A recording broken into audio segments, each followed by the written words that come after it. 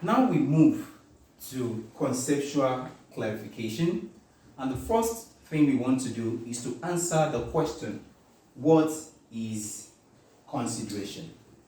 Now, when we speak of consideration, I, in my opinion, believe that the more embracing definition was the one afforded by Lush J in the case of Kure and Nisai, where it defined consideration to be a valuable consideration, said, in the eye of the law, may consist either in some rights, interests, profits, or benefits accruing to one party, or some forbearance, detriment, loss, or responsibility given, suffered, or undertaken by the other. When we take a calm view of this definition, we then realize that consideration may be interest, may be some benefit, may be some profit. Consideration may be the price paid for that particular agreement. But then you must also understand that consideration may also be a detriment. At the end of the day, what you need to understand is that the law of consideration is the law of give and take. There are two parties, the promisor and the promisee. For there to be consideration, the question is, what have you contributed to that agreement? If both of us agree that you're going to buy this earphone, now, I am the owner of this earphone, I sell this earphone. You have to buy, you want to buy this. Now, this is what is my own consideration, because this is what I'm contributing to this agreement. I am conferring a benefit on you. How? Yes, before I gave you this earphone, you never had an earphone. Or even if you did, at least you never had this one that is mine. And so I'm giving it to you. You have a benefit in that now you have an earphone that you never had before. And as for me, I've suffered a detriment because I've parted with something I could have kept. And also, for you, you have also obtained a benefit. Yes, you have this now. And you will suffer a detriment. How? You're going to part away with what? 2,000 naira that you're going to use to purchase this earphone. And I will also be benefiting from it because now I will have 2,000 naira. It is thus clear that in contractual matters, when we speak of consideration, it means that something must move in both directions. Both of us must do something to each other. And at the end of the day, you see, find that what? It will either be a benefit or a detriment. It doesn't always have to be a price. It doesn't always have to be money. But when we get to that, when we talk about the sufficiency of consideration or how we measure it. But for now, you must understand that the law of consideration is the law of give and take. Perhaps I should also use another example to illustrate it. Supposing you walk up to a shop and then you decided you want to buy this, drink, Sprite, and then you said, okay, I want to buy Sprite. Now they gave you this word, Sprite. Now the question is this: what consideration have both parties furnished? You're going to hand over your money, and they will hand over this word, drink, to you. Now, the benefit you have conferred on the salesperson, on the seller, is that you're going to give him or her your money, and you will be suffering detriment. You're going to part away with money that you could have kept, but then you'll also be obtaining a benefit in that you'll be having a bottle of drink that you never had before, and then the seller would also be suffering a detriment in that he or she would have to part away with something that he or she could have kept. And it is in all these that all these contests that you make sense of what is known as consideration. Now, I need to also quickly point out that there is a general principle of law that says that consideration must move from the promisee.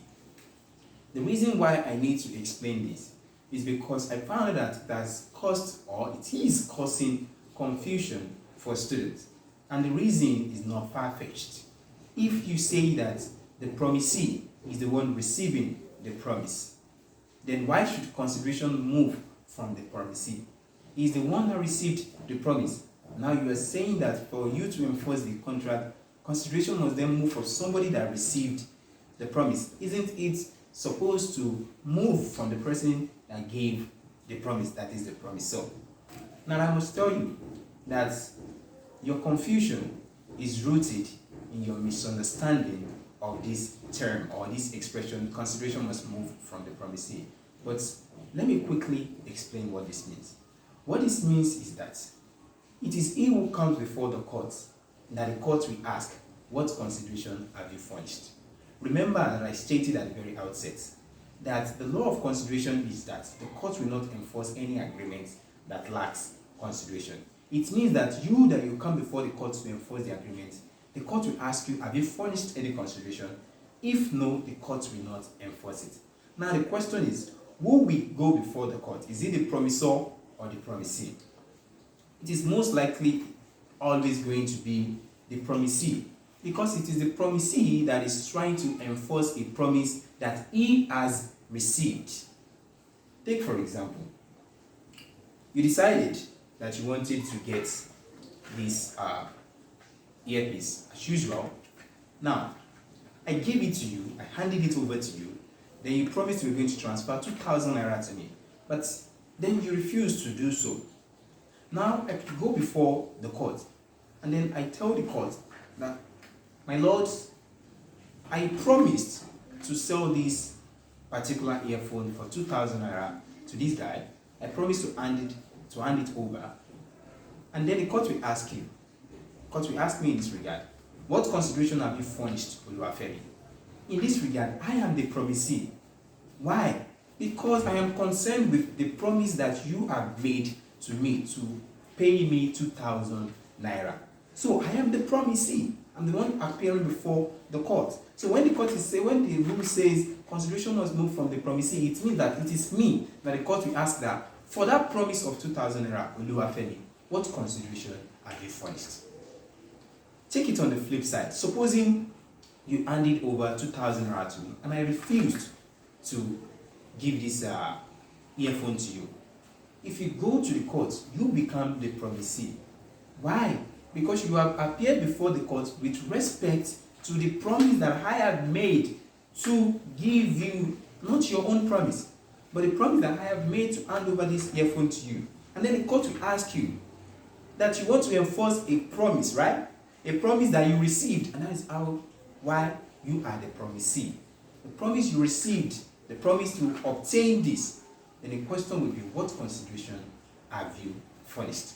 And then you say, I have furnished consideration because I handed over 2,000 naira to this guy, but then he has refused to hand over the earphone. And then the court will say, yes, there is consideration, and then the court will enforce that consideration. And this is what consideration simply means.